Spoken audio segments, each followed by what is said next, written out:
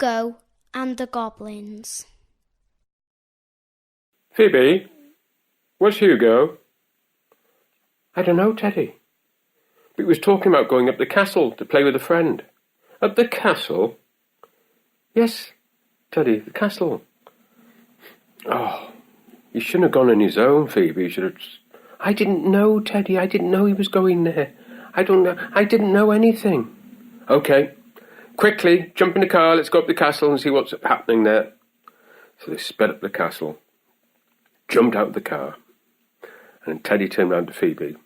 You know which castle this belongs to, don't you? No, Teddy. Who does it belong to? It belongs to the Goblins. The Goblins, Teddy? Yes, and they're very magical, very powerful magic. I should have brought my wand. No, Phoebe, your wand wouldn't be any good against them. They have very powerful magic. It wouldn't have done anything. Can we call the wood fairies? The wood fairies can't do anything. We need to try and find him. So they went into the castle and they searched and they searched. And Teddy said, well, I've got a friend up here that could possibly help. Who's your friend, Teddy? Limper. Limper? That's a strange name. Limper!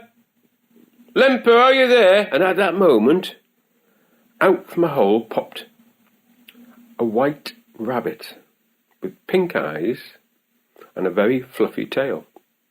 Hello, Teddy! Why is he called Limper, Teddy? Well, I'm afraid he was in a snare and he's damaged his leg. And he can't really hop that well. You watch. So as Limper got out, he tried to hop and fell straight on his head. Oh, poor Limpers, Teddy. Next minute he tried to hop and then he fell on his nose. Oh, poor Limper. Then he tried to hop again and this time he fell on his ears.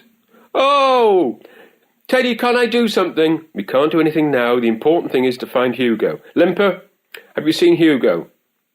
I could have a look. Could you put me in the tree up there? So Teddy very carefully picked Limper up and put him in the tree. And Limper was looking around. Yes, I remember now. Early this morning a little boy came into the castle grounds and 4 goblins grabbed him and took him away. I knew it, said Teddy. The goblins have got him. They've got Hugo. What can we do, Teddy? They've got my brother. What can we do? Limper, come down. And then at that moment, Limper tried to hop but fell out the tree straight onto his head. Oh. Ooh, that hurt me. Careful, Limper, careful. Where do you think they went? So Limper very carefully tried to hop and crawl and came to a steep bank, sat on his tail and slid down the bank till he got to the bottom. And his tail had turned green. His tail had turned green with the grass. Oh, Limper, you silly bunny. Oh, that's the best way down for me, Teddy.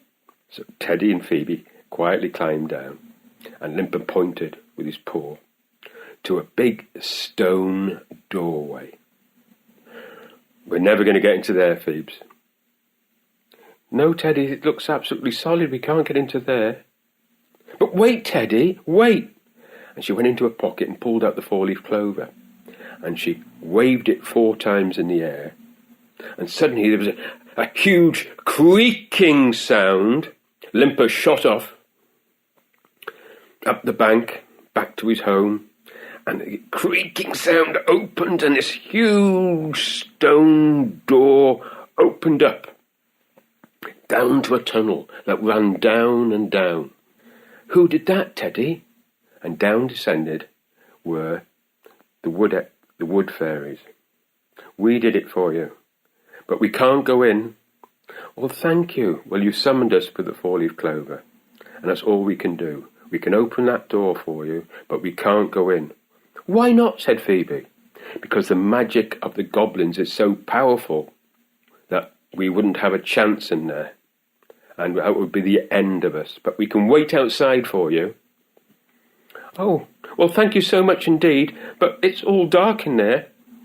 And one of the wood angels passed Phoebe a ring. And when Phoebe put the ring on her finger, there was a massive glow of light that lit it up, lit the tunnel up, shone down. Right, we'll be waiting here for you. So Teddy and Phoebe quietly went down, and they could hear some noise after about 1/4 mile down. And then they came into a huge room, and they could see Hugo in a chair, sitting quietly in the chair. And then Hugo sees them. "Teddy! Phoebe, I'm over here!" And at that moment, all the goblins turned round. And there was the Prince of Goblins, which was very close to Hugo, standing right by the chair that Hugo was sitting on. But all the goblins turned round. And Teddy turned to Phoebe. "We need to do something, Phoebe. Think hard, think hard." So Phoebe went and pulled out a talisman and held it up with the ring of the light shining on it. And all the goblins laughed. "Ha ha ha ha ha! You can't get the eagles down from Eagle Point. We're safe. The eagles will never ever come into here." But it was enough of a ruse, because at that second, Hugo leapt up the chair, knocked over the Prince Goblin, and grabbed his wand, which was the most powerful wand that you could hold. And quickly he waved it in the air, pointed it up, and told all the goblins to sit down in a circle. And they all sat down immediately, because they were terrified that wand was so powerful. And then Hugo pointed the wand at a small goblin. "What's your name?" Hugo said. "I'm Sid," who was so terrified he jumped into a box and quickly closed the lid. Teddy said, "Pass me that wand." "No," Hugo said. "No, I'm not going to. They've frightened me. It's time I'm going to frighten them." So Hugo then saw a goblin covered in dirt, and a strange thing he was wearing. It was a skirt. "What's your name?" Hugo said. "My name is Bert. I don't often wear a skirt. It was Bart who let off a terrible which hit me in the chest and blew off my vest, and then all my clothes went west." On this, Phoebe and Teddy fell about laughing. They thought it was so funny. Then Hugo spun round and aimed the wand at another. "What's your name? Yes, you over there by the chair." "My name is Pat," who was incredibly fat, and on his head was an enormous hat, on top of which sat a big black rat and a rather strange-looking pink-eyed cat. Teddy never seen anything like it, but he found it very amusing. "Okay, Hugo, stop now," shouts Teddy. "You're going too far." "Not yet, Teddy, but soon I will. I've got to have a bit more fun yet." And Hugo pointed his wand at a goblin by the wall. "What's your name?" Hugo shouts. "My name is Stew, and I've done an enormous poo in my shoe. Boo-hoo! I should have gone to the loo." "Don't cry, it will dry. At least you didn't get any in your eye." And then behind him he saw another goblin called Pierce, who had the most enormous cauliflower ears, which often brought him to tears. His eyes were quite red. Then Teddy shouted, "Come on now, it's time to bed." Hugo passed Teddy the wand, and out of the light they went. All the goblins were terrified because Hugo was still carrying that magic wand. "Can I have this wand, Teddy? It's very powerful. Can I keep it?" "No, you can't. Not until you're older. You're too young.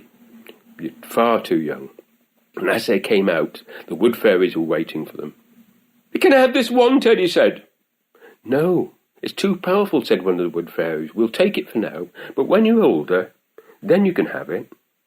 "Oh, that's a pity. Be patient.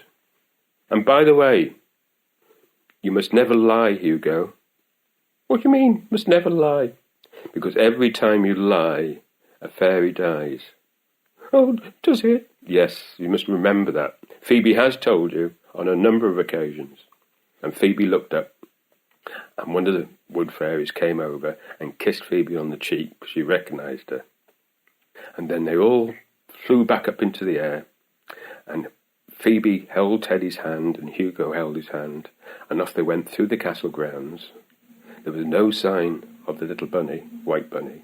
He must have gone back to bed, because he must have had a very sore head.